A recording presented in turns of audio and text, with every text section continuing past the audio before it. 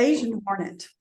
Be happy to. Yep. Yeah, first of all, I'm intrigued by it. I watched a YouTube video podcast type thing that Richard Noel out of France did with Cayman Reynolds. It was so interesting because he's got such history with it. He knows what he speaketh.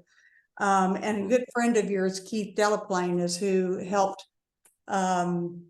confirm that Georgia sighting. So I'd love to hear your take on it, what you've been hearing that we might not as the public be hearing about it and its infiltration in our Yes, be happy to chat about this. And so it's a bit of a story. So I get to Europe, especially before we had the COVID pandemic. I get to Europe maybe at least every year, maybe twice a year for different meetings. And so up until the COVID pandemic, I was there with some frequency. The reason I bring Europe up as an example is this hornet, Vespa velutina, had been found in Europe, I don't know, over a decade ago. I forget the specific date. And I would always get invited to speak about small hive beetles or beekeeping in the United States or some beekeeping topic or a research topic. But while I was there, they would also bring in speakers to speak about Vespa velutina. At the time was called the Asian hornet.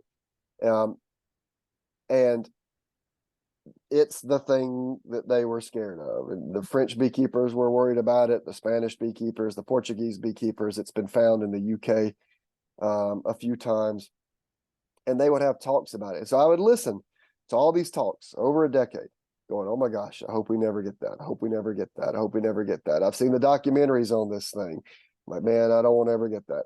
So a few years ago, when Vespa mandarina, same genus, different species, showed up in British Columbia and Washington State in the US, I was like, oh my gosh, this is not good. That's the hornet that at the time was called the Asian giant hornet. Now it's called the giant northern hornet. Yeah. It's the biggest hornet species in the world, but it was over there. It's in the opposite corner of the country, you know, and it looks like they may have even eradicated that, I believe, at least in the US. I don't think they found a nest this year, but I could be wrong about that. But in the southeastern US, we didn't really have that big of a threat. Vespa mandarina wasn't here. We didn't have Vespa valentina, what you're actually asking me about, that I've been seeing about over a decade in Europe. And then, of course, here we are in late September 2023. About a month and a half ago, Vespa velutina was found in Georgia. So this is the hornet that goes by. It originally went by Asian hornet, which is not to be confused with the Asian giant hornet. The Asian giant hornet, as I said already earlier, is now the northern giant hornet, and Vespa velutina is now the yellow-legged hornet.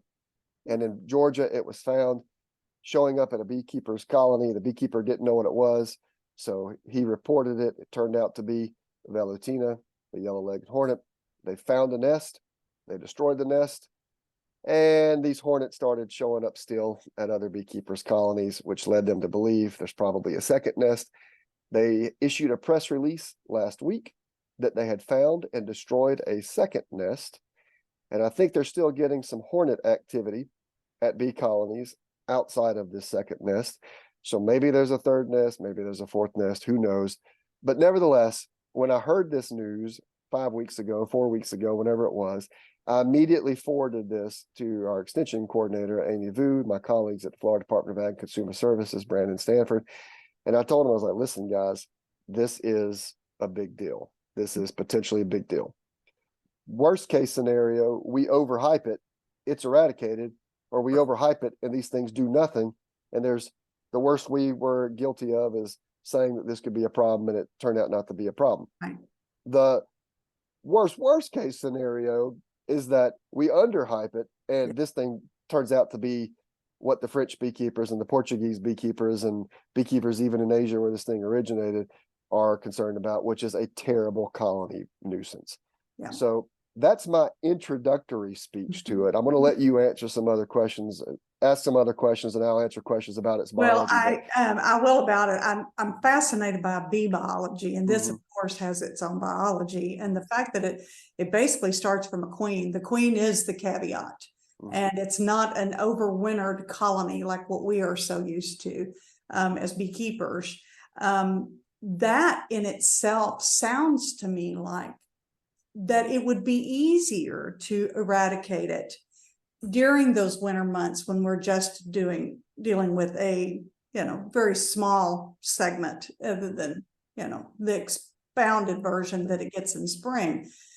Is that a true assessment, or is that just me hoping for, against nothing there? Well, let me answer your question by talking about the biology of this hornet, so that when I get all the way to winter, you'll kind of understand why it's going to be difficult to address. Okay, so we'll do coming out of winter. These hornets, like, gosh, maybe most social wasp species that we would know of, yellow jackets, bald-faced hornets, even paper wasps, their queens overwinter by themselves in the ground, in rotten wood, etc. So a single queen will emerge in late winter, early spring, start a nest, so she can do everything a worker can do. So she can make the paper nest, she can make the paper cells, she can lay eggs in those cells, and then she can go harvest the food necessary to feed that developing young. And once the first round of young emerges from those cells, the queen stays in the nest and just becomes the sole egg layer, while those new workers start building an expanded nest, building expanded cells, going out and foraging for their young, etc. This particular hornet makes a first nest, a primary nest. It's about the size of a tennis ball or softball. And once it reaches a critical mass, they move from that nest to a secondary nest, which grows to be much larger. It can have thousands of workers in it. It can be 2, 3, 4 times the size of a basketball. Now, you got to understand a little bit about hornet biology to understand why it's bad for bees. Hornet, and for that matter, wasp adults, social wasps, the paper wasp, the yellow jackets, things like that, their adults feed on nectar for energy the same way bees need nectar for energy. But the adults hunt for meat. The adults hunt for meat to feed to their young. So their young are carnivores. So the adult wasps are out in the environment stinging soft-bodied insects, caterpillars, grasshoppers, things like that, chewing up those insects and bringing back that chewed meat to feed to their developing larvae. So they need a lot of meat to feed to their larvae. And in spring and summer, soft-bodied insects are available everywhere. But as we leave summer and start to head into fall, the general insect population goes down. So the hornets run out of those types of food and start turning their attention to where there's still lots of insects, i.e. the honeybee colony. Right. So in late summer, they can forage on honeybee colonies throughout the year, but the activity at honeybee colonies seems to pick up in late summer, early fall. And incidentally, this is exactly what happens with yellow jackets and even bald-faced hornets. Right. So they do the same thing. But in this particular hornet's case, what they'll do is they will fly to a honeybee colony and not land on the nest entrance. But once they get to the colony, they turn their bodies around and face away from the nest entrance. So as bees are flying back to the nest entrance, the hornets are catching them in midair, cutting off their head, cutting off their abdomen, chewing up their thorax, and taking it back to feed to the young in their nest. We call that behavior in front of the nest entrance hawking behavior. They're hawking and waiting for bees to fly in that they can capture. And so you start seeing a lot of this hawking behavior in late summer, early fall, and it can absolutely decimate a colony. You can get enough hornets showing up in your apiary where they're catching lots of worker bees. And the funny thing is it really paralyzes the colony's behavior. When worker bees detect that this is happening, they will stop foraging. You'll see groups of worker bees on the nest entrance. They should be foraging, they should be flying, but they're just paralyzed, almost like paralyzed with fear. Yeah. And so then, as we go into late summer, early fall, you've got these massively large hornet nests. Their populations are as large as they're going to be throughout the year. This huge demand for meat. They're getting it from honeybee colonies. And then the hornets start investing in reproductives. In other words, they start producing male and future queen hornets. So these queens and these males from this nest and all the other nests will go out and mate. And the nest itself will start to dwindle in fall because those hornets don't overwinter. Right. And the nest will die, but the reproductives, these mated females, will not. Right. They go out into the countryside and nest in rotten wood or in the ground or whatever to come out next spring and start the process all over again. So a single nest can produce dozens, maybe more. I think I've even heard up to 200, which is ridiculously scary. Yes. But, you know, dozens of reproductive females that next year are available to create their own nest and go through the season. So the fact that in Georgia, they've already, this is pure speculation. I want to stress this. We don't know. But the fact that they've already destroyed a second nest means that probably there was a nest last year that went undetected that might have produced, you know, reproductive females that overwintered last winter that are the ones who found it and are, you know, managing these nests now. And so the reason these things are so bad is they can kill entire honeybee colonies. They can kill entire apiaries. They paralyze the colonies from foraging. But again, these are the worst case scenarios. When you look at the reports from Europe and France and Portugal, et cetera, they've done this to colonies in those areas. And, you know, these things are from Asia, which is why their first common name was the Asian hornet bee. Now the Asian hornet, now the yellow legged hornet.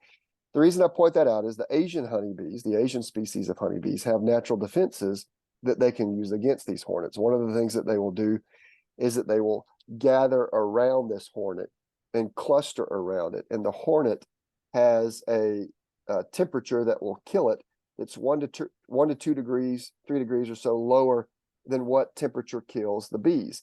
So they will cluster around this hornet, heat the hornet, and kill the hornet, and then stop that cluster right before the bees themselves start dying. And there was a recent paper as well that showed that honeybees would collect animal feces and put these feces on the hives, potentially to mask the pheromones of the colonies to make it more difficult for the hornets to find the nest. So the point is there's natural defenses in the native Asian species of honeybees that our honeybees lack, which makes them more vulnerable. Now, worst case scenario, these things are a terrible problem and they spread around the US and it's awful for all of us and changes how we have to keep bees. Best case scenario, none of that happens. They eradicate the nest and life is good. But the truth is probably somewhere in the middle. If the nest all fail, if the folks fail to eradicate all the nests, this thing could establish, it could spread, and it could just be something beekeepers have to worry about, you know, along the lines of small hive beetles. It's really difficult at this point to know how bad it could be. But I think France, Spain, Portugal, they provide good models for us on the spread of this hornet and the damage that it's capable of doing.